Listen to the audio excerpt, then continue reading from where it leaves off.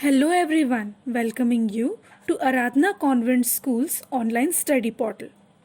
Let's begin with our very first poem, that is My Mother at 66 by Kamla Das.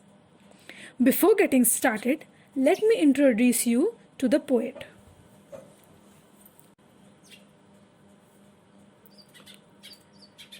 Kamla Das was born in Malabar, Kerala. She is recognized as one of India's foremost poets. Her work are known for their originality, versatility, and the indigenous flavor of the soil. She has published many novels and short stories. She wrote under the pen name Madhavi Kutti. Let me introduce the poem to you. My Mother at 66 is written by Kamla Das, who is famous for capturing complexities of human relationships. This poem is one of the finest examples of human bonding, especially that of a mother and daughter. It describes the pain and fear of the poet of losing her mother due to harsh reality of life, which is death. Let's begin. Driving from my parents' home to Cochin last Friday morning, I saw my mother beside me. Once, when she visited her parents' house in Cochin, it was a Friday when she was driving back to the airport. Her mother was sitting beside her at the back of the car. The poet looked at her. Doors open mouthed, her face ashen like that of a corpse, and realized with pain. She saw that her mother was sleeping with her mouth open. Now here the poet used simile, her face ashen like that of a corpse. When the poet sees her mother dozing off with her mouth open almost like a corpse, it seems to have lost all vitality. The grey color of ash is usually associated with a dead body, which triggers the pain of losing her mother who is close to death. So, before moving further, let's get into the meanings of certain words. So, here I have three words for you. First is doze, which means sleeping or taking a nap. Second is ashen, which means pale. Third is corpse, which means a dead body. Now, the literary device which has been used in this poem is a simile. Now, the color of the mother's face has been compared to that of a corpse, ashen. And how do we come to know that it is a simile? By seeing the use of word like. Her face ashen like that of corpse. That she was as old as she looked, but soon put that thought away and looked out at young trees sprinting, the merry children spilling out of their homes. Here, the poet realized that her mother had grown old. She felt pain for her, but soon she tried to get rid of this sad thought by diverting her thoughts towards the trees outside.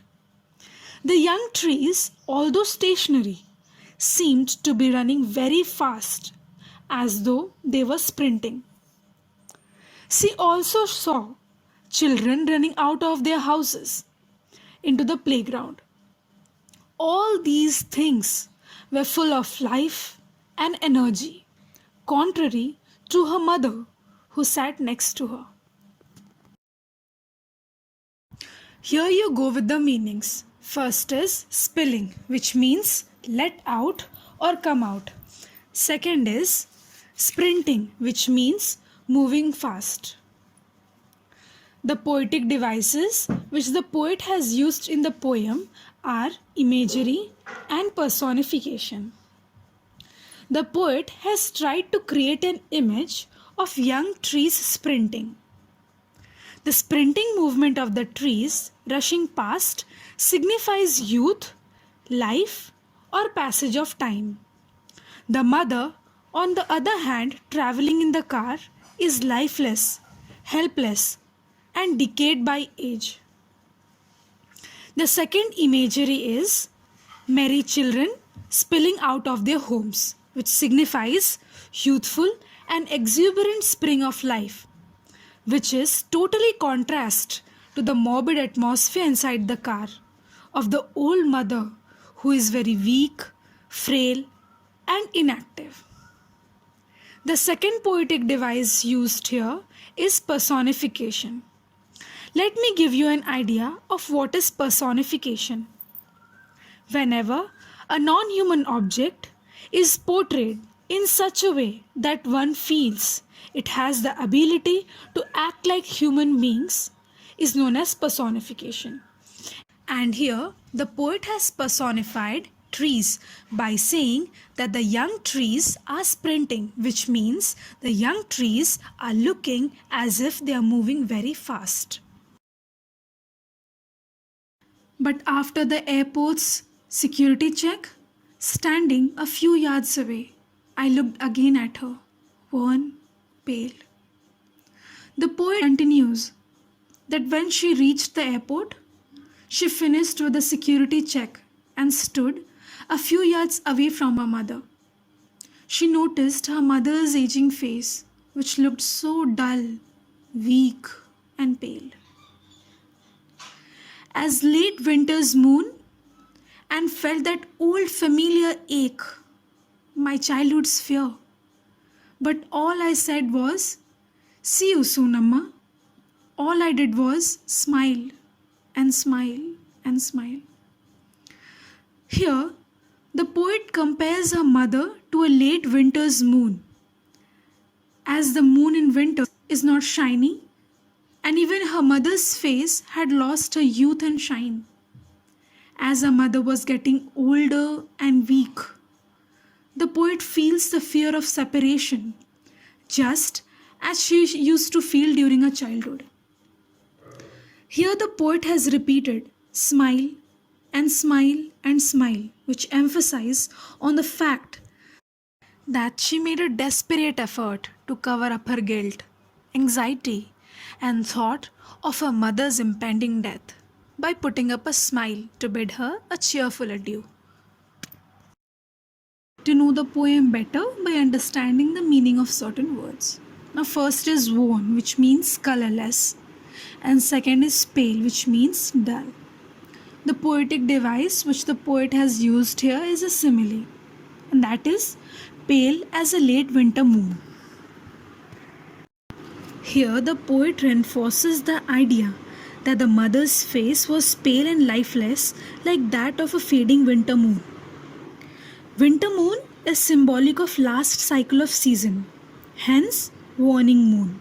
Now mother's frail health misted by age is indicative of imminent death. Now second is familiar ache. Her instinctiveness awareness leads to her familiar ache, which is a very painful realization which makes her feel very helplessness because she cannot share her fears with her mother.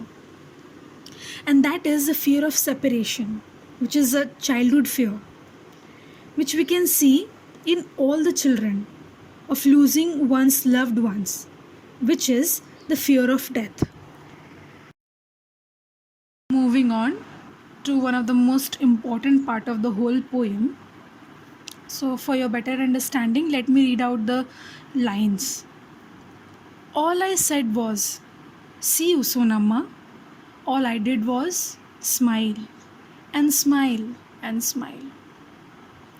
So here, the first smile is a realization.